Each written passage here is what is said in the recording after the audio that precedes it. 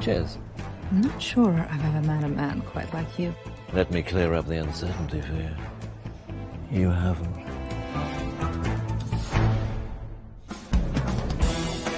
The part of film making that I enjoy the most is probably the script preparation. Sitting in a room with some like-minded souls thinking, wouldn't it be funny if this happened? And if you think of a good idea, you think it would be nice if one day that idea actually appeared on screen. I've been a fan of Rowan's work all my life. For me, this is like a boyhood dream come true. You know, when I kind of saw Rowan on Not the 9 O'Clock News, you know, when I was a teenager. So it's a wonderful thing to be a part of something that he's involved in. Sir! Wonderful to see you!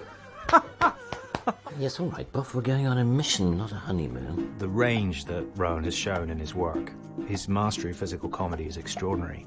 But if you think of a character like Blackadder, that was a character where verbal wit was to the fore as well, and he's superb in terms of his verbal timing. But also, he can communicate right across the language barriers, and I think that's at the heart of Mr. Bean and how that's managed to speak to a global audience. It's that physicality that people endlessly, of all generations, find funny, and he's got this fantastic elastic face and elastic body that lends itself to physical comedy like no one else in the world.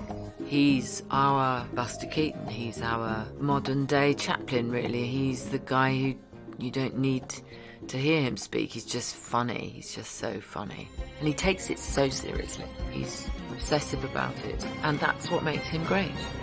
I enjoy visual jokes and I enjoy silly movement. You know, I've got fairly simple tastes, I think, when it comes to comedy. They are quite broad, they are quite, I suppose, family orientated.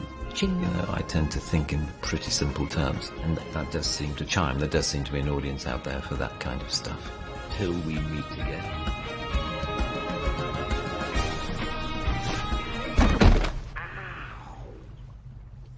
Well, that was sooner than I expected.